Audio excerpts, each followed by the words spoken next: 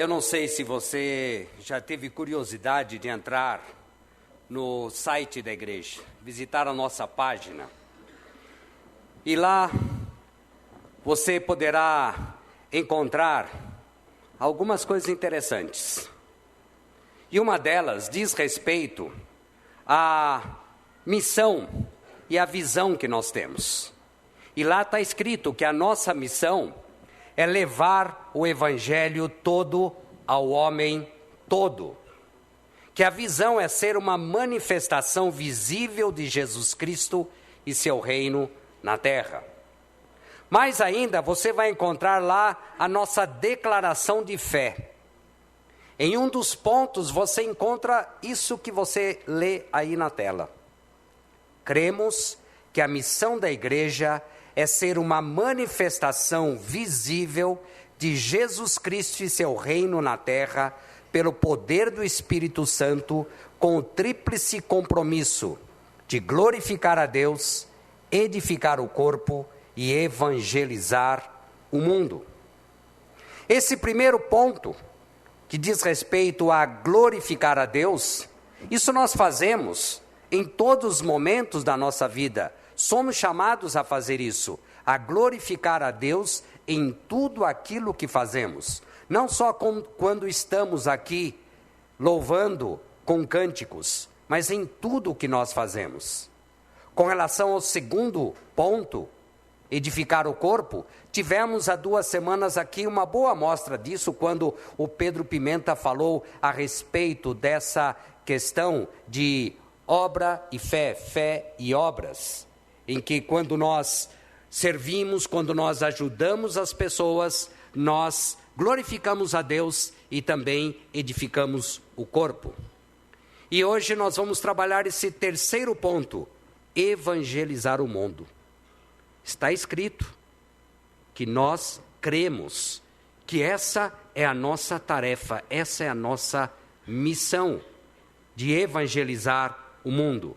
E para isso, eu convido todos vocês a abrirem as suas Bíblias, num texto bastante conhecido que está lá no livro de Mateus, Mateus 28.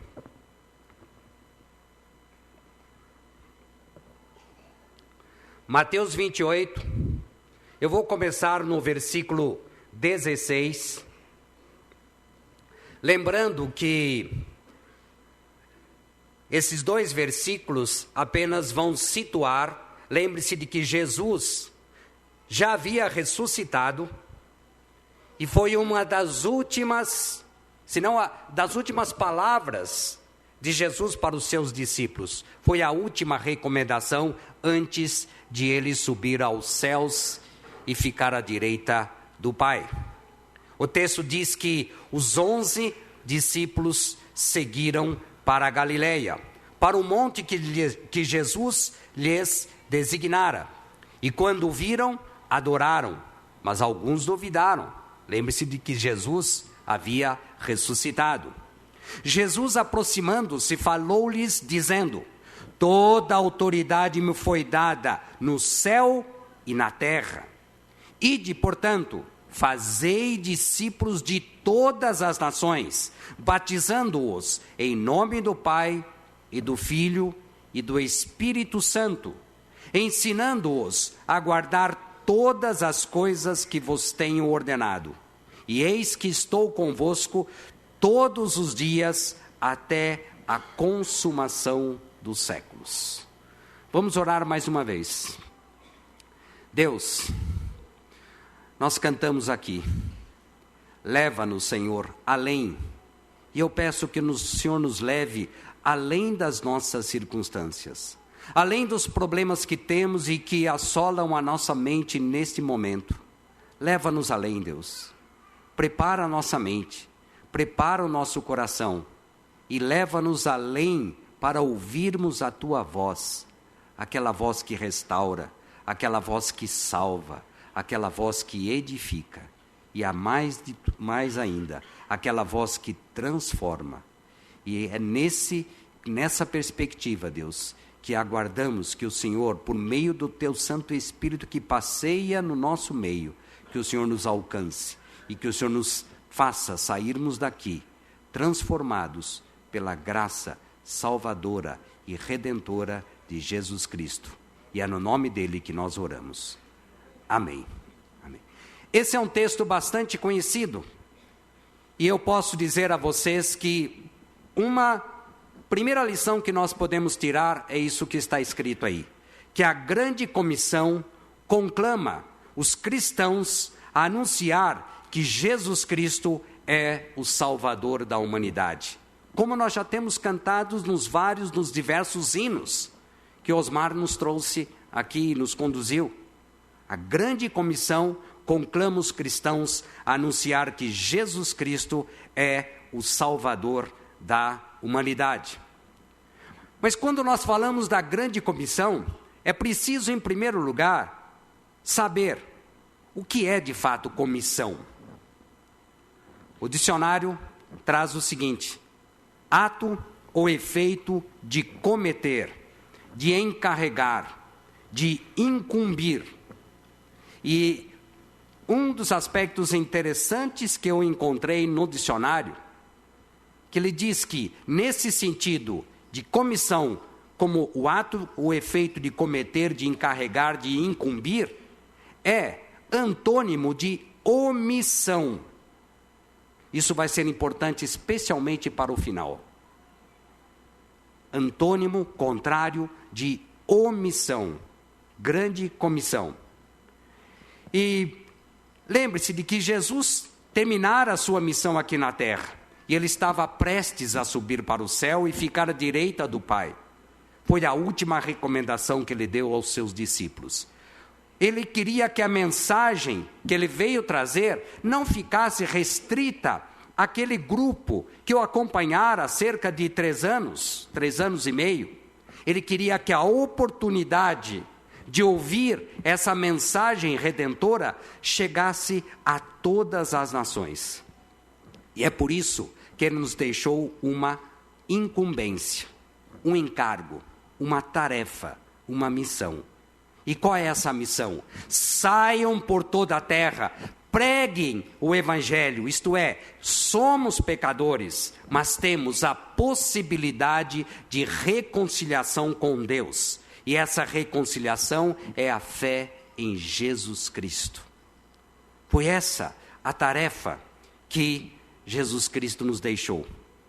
Por isso nós podemos dizer que a grande comissão é a instrução dada por Jesus Cristo, já ressuscitado, aos seus discípulos, para que eles espalhassem os seus ensinamentos por todas as nações do mundo. Todas as nações do mundo. E eu quero fazer 5 breves considerações sobre a grande comissão. A primeira delas é a procedência. De onde vem essa garantia, essa chancela, esse encargo? Logo no versículo 18 podemos entender: toda a autoridade me foi dada no céu e na terra. Qual é a garantia que nós temos para assumirmos essa tarefa de anunciar que Jesus Cristo é o Salvador da humanidade? Quem é esse Jesus que nos deixou essa tarefa? Quem é esse Jesus que nos deu essa incumbência? O texto é claro. É aquele que tem autoridade máxima, que abrange céu e terra, isto é, todas as dimensões que podemos imaginar, todas. Em outras palavras, Jesus Cristo é o dono do pedaço, numa linguagem bem coloquial. É isso que o texto está dizendo. É a autoridade máxima do universo. Todo o poder ele tem sobre o céu e sobre a terra. E isso nos dá a certeza de que não há poder, não há sistema, seja político, seja social, não há poder aqui na terra, não há poder espiritual, e mais ainda, não há poder demoníaco que possa ser entrave, objeção para essa grande tarefa que nos foi incumbida. porque toda a autoridade foi dada a Jesus. E é claro que essa informação é básica para o desenvolvimento da missão que nos foi confiada. E então, qualquer ordem dada por autoridade máxima do universo exige essa atenção e exige respeito. Mas qual é essa tarefa? Qual é essa incumbência? Qual é esse propósito que Jesus nos deixou? O versículo 19 deixa claro. Fazei discípulos. Os gramáticos, especialistas na língua original, que é o grego, e temos um ali, que está de aquela camisa toda riscada ali, que é o Átila. Os gramáticos nos orientam no seguinte: quando nós lemos o texto, ide por todo o mundo, fazei discípulos, batizando e ensinando. Eles dizem que, se você se lembra das suas aulas de português, que a oração principal, que o cerne está no fazer discípulos, que os outros verbos, o ir, o batizar e o ensinar são particípios, e por isso traduzidos, alguns aí com o nosso gerúndio, ensinando e batizando. Mas o foco está no fazer discípulo. Jesus não mandou que nós arrumássemos fãs de Jesus. Quem precisa de fãs são os cantores. Jesus não pediu para que nós arrumássemos admiradores. São os jogadores de futebol, os artistas que precisam de admiradores. Jesus nos pediu para fazermos discípulos, isto é, seguidores dele. E quando nós estudamos as bem-aventuranças, nós vimos o que significa discípulo, o discípulo de Jesus. O discípulo é aquele que está comprometido com os valores e princípios do reino. E quando nós olhamos no Evangelho de Marcos, a versão que Marcos dá sobre a grande comissão, há uma outra definição de discípulo, essa de espantar. De espantar. Você pode depois conferir em casa, Marcos 16:16. Lá está escrito o seguinte: quem crer e for batizado será salvo. Quem, porém, não crer será condenado. Isto é, o discípulo é aquele que crê. E quando Marcos diz isso, quem crer e for batizado será salvo, quem não crer será condenado. Existem duas categorias: os salvos e os condenados. E a minha grande pergunta para você hoje: de que lado você quer estar? De que time você quer participar? Você é discípulo de Jesus? Quem crer e for batizado será salvo. E se você é discípulo, a grande comissão é justamente para você. Eu sei que nós vivemos uma época conturbada, onde há muita adesão, pouca conversão. Vivemos uma época de grandes ajuntamentos, mas pouco quebrantamento. Grandes multidões buscam as bênçãos de Deus, mas poucos buscam verdadeiramente esse Deus que dá essas bênçãos. O discípulo é aquele que segue Jesus em qualquer circunstância, como nós cantamos aqui.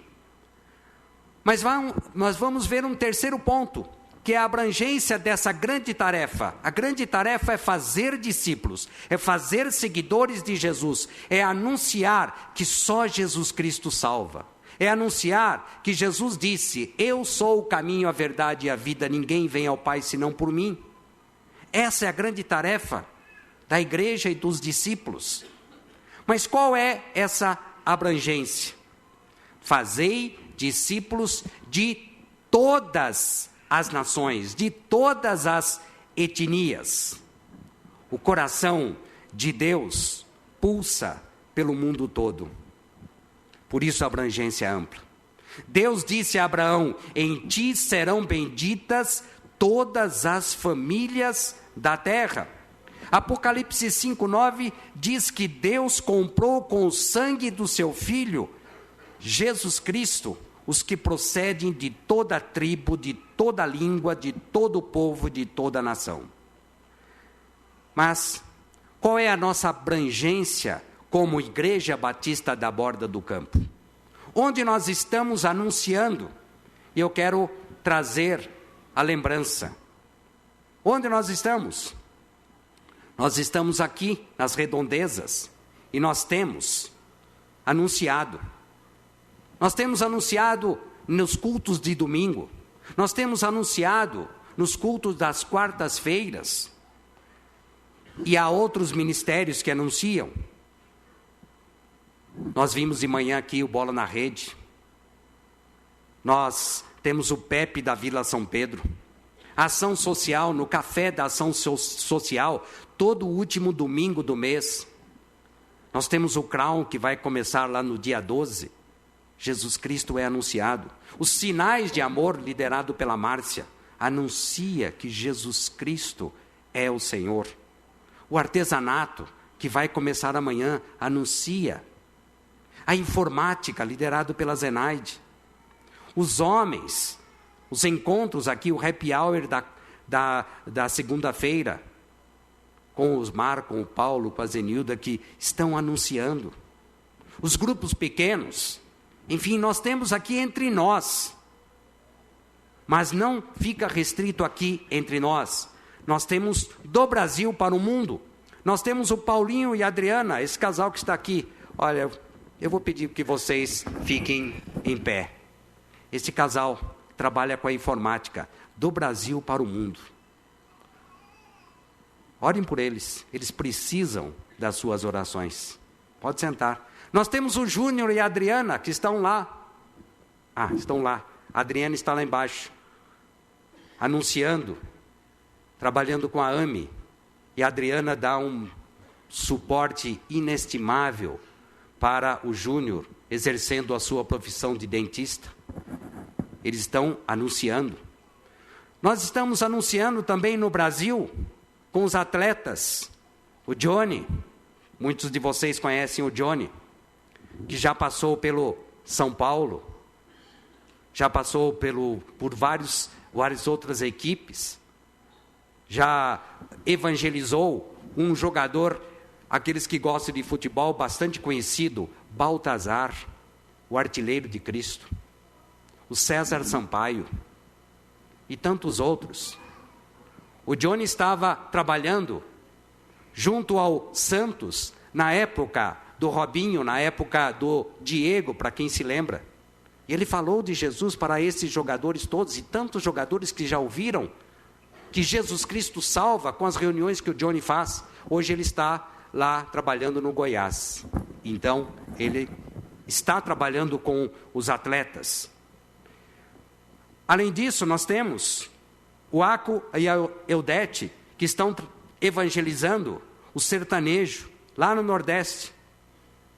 Milton e Heidi, que estão trabalhando na missão Asas de Socorro, dando suporte aos missionários, levando os missionários em plena selva amazônica com aqueles aviões. E quando você olha, aquilo sobe, mas não sei como vai descer. Mas pela graça de Deus, eles não têm tido problemas. Houve, na história, que eu saiba, um acidente e sem vítimas. Deus tem segurado aqueles aviões com aqueles missionários. É a graça de Deus isso.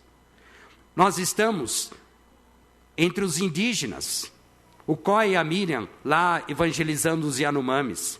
O Daniel e a Maristela, com a etnia Craô. O Cassiano e a Eugênia, com os não alcançados e ainda trabalhando com política indigenista. A terceira onda, o Edson Bacairi, o Marcos Mairuna e os índios da etnia Gavião. Nós temos na Europa o Leandro e a Priscila, trabalhando lá em Portugal. Eles estão começando uma igreja lá no norte de Portugal, com um nome bastante sugestivo, nome do ministério e da igreja que eles estão começando entre estudantes na cidade de Braga. Norte Verdadeiro. que vai apontar o caminho verdadeiro para aqueles estudantes de Portugal. Lá estão Leandro e Priscila, enfrentando dificuldades, inclusive enfrentando neste momento dificuldades financeiras, porque eles têm alguns mantenedores individuais que estão vivendo crises financeiras e eles estão com defasagem de cerca de 500 a 700 reais por mês. Você pode imaginar o que isso vivendo num país estrangeiro, em que tudo o que eles têm que comprar é em euro. E por isso, se o Espírito Santo tocar o seu coração e você quiser substituir esses que não têm contribuído com o Leandro, faça. Você vai abençoar uma família que está anunciando que só Jesus Cristo salva ali em Portugal. Na Itália, René e Sara, esse casal jovem, estão há quase 3 anos ali na cidade de Roma. 12 italianos. É o contrário daquilo que nós vimos há alguns dias aqui no nosso país. 12 italianos já disseram, só Jesus Cristo salva. E 6 se batizaram. Ali num lago, próximo da cidade de Roma. Só Jesus para fazer isso. Não há outro. Nós estamos também nos países muçulmanos, com o Felipe e a Cris, que vão entrar no Líbano. Casal jovem. E temos na nossa programação também começar a contribuir com o ministério do Marcos Amado, novamente, que tem trabalhado com os muçulmanos. Temos a Mariana, que está lá em cima. Depois de idas e vindas e contratempos, na próxima terça-feira, ela vai fazer entrevista lá no consulado de Portugal. E Deus, mediante, vai acabar indo agora, talvez, final de agosto, começo de setembro. Temos o Dayan e a Mirna, lá no Timor-Leste, tão distante. E quando alguns pensam, bom, Timor-Leste, uma das línguas oficiais é o português, mas uma pequena parcela da população fala português. Dayan e Mirna tiveram que aprender o Tetum, que é a língua mais falada lá no Timor-Leste. Essa é a nossa abrangência. Nós estamos falando de Jesus Cristo para essas etnias, povos diferentes, de línguas diferentes. Mas nós queremos mais ainda. Não estamos acomodados. Queremos mais. Mas qual é a metodologia para fazermos discípulos? A metodologia está claro aí entre os versículos 19 e 20. Ide, portanto, fazei discípulos de todas as nações, batizando-os em nome do Pai, do Filho e do Espírito Santo, ensinando-os a guardar todas as coisas que vos tenho ordenado. Todas as coisas. Reparem vocês que o primeiro ponto aí, a primeira forma de fazer discípulos é ir. No versículo 19. Agora, esse ir significa, em primeiro lugar, sair da sua zona de conforto. Pode ser que não seja você ter que atravessar o oceano, mas é você sair da zona de conforto. Às vezes, quando vai para o mar, você não está obedecendo a Deus, como nós ouvimos hoje de manhã, sobre a história de Jonas. Se você não esteve de manhã, depois acesse o site para você ouvir a mensagem que foi trazida hoje de manhã. Deus disse para Jonas, vai, é para sair, ir. Agora, quando nós falamos de missões, não é só no Novo Testamento. Deus também disse para Abraão, sai da tua terra, da tua parentela, da casa do teu pai e vai para a terra que eu te mostrarei. Vai. Leandro, que está lá em Portugal, era gerente de banco quando ele sentiu o chamado do Senhor. Ele deixou tudo aqui E foi.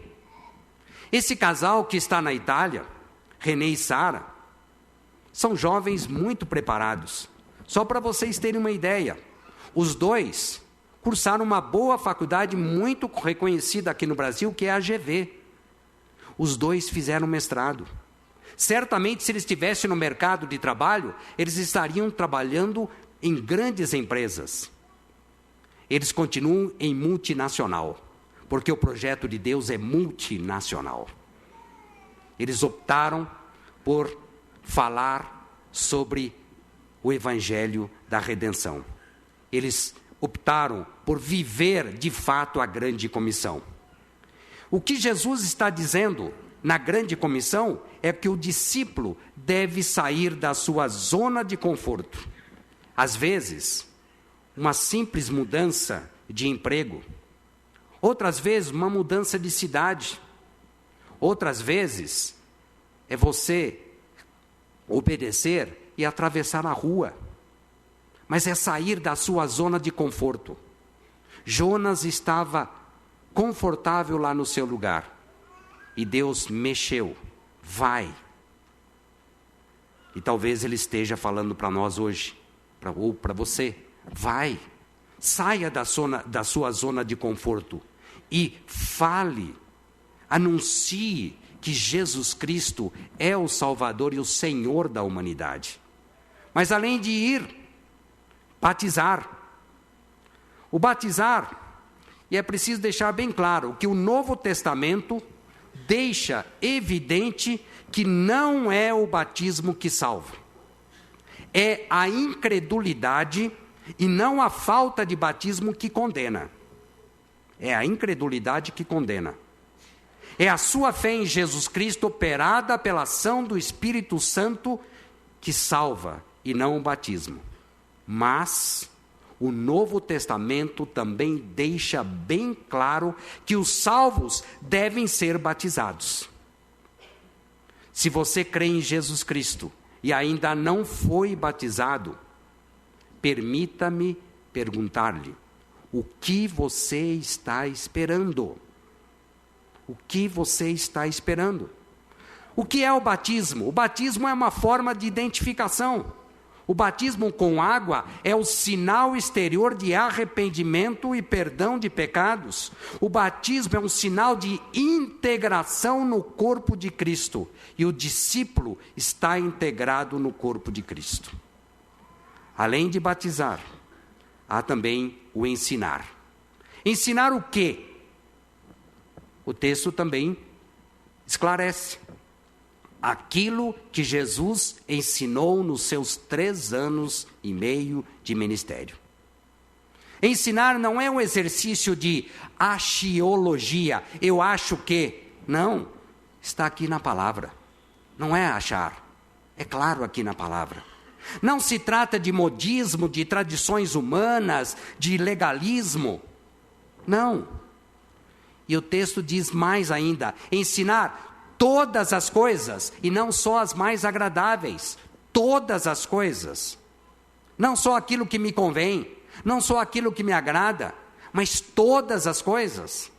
Como nós ouvimos no domingo passado. Deus é soberano, mas nem sempre vai tudo bem na minha vida. Ele pode, isso implica até Ele não fazer a minha vontade. E muitas vezes a minha vontade não é a melhor para a minha vida. Mas eu sei que mesmo na tribulação, Deus está comigo. E é isso que importa. E é isso que importa. Ensinar todas as coisas significa ensinar toda a verdade que está aqui. E é por isso que no dia 18, nós começaremos as classes de estudo bíblico aqui. Se você não fez ainda a sua inscrição, há os folhetos lá na mesa. Preencha e se inscreva em uma das classes. Estude a palavra, a verdade de Cristo que está aqui, neste livro que nós chamamos de Bíblia. Ensinar a guardar não significa apenas acumular conhecimento, é muito mais do que isso. Significa também ensinar a obedecer. Discípulo é aquele que obedece. Hoje, as pessoas querem conhecer, mas não querem obedecer. Está escrito na palavra: vós sois meus discípulos se fazeis o que vos mandam. É orientação para nós obedecermos. Discípulo é aquele que obedece, que segue. Mas há um suporte, no versículo 20. Quem vai garantir, quem dá a chancela, quem vai ser o meu suporte nesta minha tarefa de anunciar? O texto aí no versículo 20 é claro: e eis que estou. Eu chamo a sua atenção para o verbo no presente. Eu não sei se lá no grego está no presente. O Átila está fazendo um sim com meneio de cabeça. Mas o texto em português, e como ele já disse no original, é no presente. Estou, não é eu estarei, quem sabe. Não, eu estou, está afirmando, é indicativo, está indicando. Eu estou convosco todos os dias, até a consumação do século. A presença de Jesus é contínua em todo lugar. Ele nunca nos desampara, nunca nos deixa. Ele é como a sombra à nossa direita. Ele é o vigia que não dorme nem cochila. Não há situação em que sua presença não esteja conosco. Até na tribulação ele está conosco. Ainda que aparentemente ele não esteja conosco. Ele está conosco na vida e na morte. No tempo e, mais importante ainda, na eternidade. Esse é o suporte. E para quem é o suporte? É para todo aquele que está engajado na grande comissão. E como cumprir essa tarefa? Como cumprir a tarefa de anunciar a grande comissão? Sempre nós ouvimos: orando, indo e contribuindo. Eu já ensinei isso, que alguns oram, outros vão e outros contribuem. Mas depois desse estudo eu cheguei à conclusão: eu estou errado e até ensinei errado. Não são alguns que oram, alguns que vão e alguns que contribuem. Não. Todos oram, todos. Todos devem ter essa tarefa de orar por missões, pela obra missionária, pelos missionários, pelos povos não alcançados, todos. Todos devem ir, todos devem ir, todos, nem que seja para atravessar a rua, mas todos devem ir, nem que seja para mudar de cidade, mudar de emprego, ou falar com alguém que há muito tempo você não vê, mas saia da zona de conforto, saia, e todos devem contribuir. O ensino bíblico é este: contribua segundo as suas posses, segundo aquilo que Deus colocou em seu coração. Ninguém estabelece valor aqui para você contribuir, mas nós queremos que todos contribuam com missões, todos. Por quê? Porque é ordem divina, porque é privilégio contribuir, e Deus nos chama a participar como corpo de Cristo. Assim como Deus nos chama para batizar e declarar ao mundo: eu sou de Jesus, Ele nos chama a contribuir. E quando você pega o seu envelope, antigamente nós tínhamos uma prática muito boa e perdemos essa prática, e eu gostaria muito de voltar a essa prática. Quando você pegar o seu envelope, deixe claro qual é a sua contribuição específica com missões. Apenas para você ter uma ideia, você que esteve aqui no domingo passado, falamos que o nosso compromisso, sem a terceira onda com missões, gira em torno de R$23 mil mensal. 23 mensais. Na rubrica, quando a tesouraria e a comissão financeira pegam os envelopes, e na rubrica missões, o que entra gira em torno de 8.900. Eu creio que isso se deve, em primeiro lugar, nem todos contribuem com missões. Ou estão contribuindo muito aquém daquilo que você pode? Ou você não está deixando claro o que você está contribuindo com missões? E aqui eu abro o meu coração para vocês. Nós gostaríamos de ter um missionário na África. Gostaríamos. Gostaríamos de ter um missionário lá no leste europeu pós-comunismo. Nós já sustentamos um missionário que trabalhava no leste europeu, mais especificamente na Romênia, quando a Romênia ainda era comunista. E depois o Paulo Moreira esteve lá, esta igreja sustentava o ministério dele. Mas isso está no nosso coração, contribuir com outros. Mas nós precisamos saber se a igreja, se nós queremos e podemos. E é por isso que eu peço que você deixe claro aquilo que você pretende contribuir com missões. Isso só podemos enviar missionário se tivermos recursos. Porque o que nós queremos, se não tivermos recursos para enviar missionários, o que nós teremos que fazer? Em vez de vai, nós vamos na contramão. Vem. Vocês já pensaram? Termos que chegar a este ponto de dizer para os nossos missionários ou para algum missionário que esteja lá no campo, venha, em vez de vá.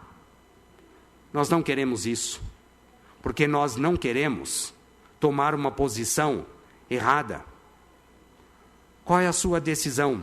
Grande comissão ou grande omissão, como diz lá o dicionário? Não é grande sugestão. Quando Jesus deu a recomendação, ele não deu uma grande sugestão. Ele deu uma grande tarefa. E essa tarefa cabe a todos aqueles que são discípulos. Todos aqueles que são discípulos. Há um grande risco de termos que diminuir o nosso quadro de missionários. Nós corremos esse risco de deixar de anunciar o poder de Deus para a salvação de todo aquele que crê, que é o Evangelho, e nós não queremos isso. Mas, por outro lado, eu não quero colocar peso em ninguém, eu não quero colocar peso em você, sobre você, especialmente sobre aqueles que sempre acharam que a tarefa missionária é para alguns e não para você. Se você crê em Jesus Cristo, a tarefa missionária é para você, porque o nosso Deus é um Deus missionário. Eu quero trazer para você uma mensagem de esperança, porque o nosso Deus, Ele é perdoador. Se nós não estamos no caminho correto, Ele perdoa. E nós precisamos confessar. Ele é fiel e justo para nos perdoar e para assumir que nós não estamos cumprindo a tarefa da grande comissão. E a minha orientação para terminar: não fique fora desse grande projeto de Deus. E quero repetir uma frase que eu ouvi hoje de manhã, que o Carlos Oswaldo disse: nenhum projeto seu, e aqui eu me incluo, meu, merece mais atenção e compromisso do que o projeto de Deus.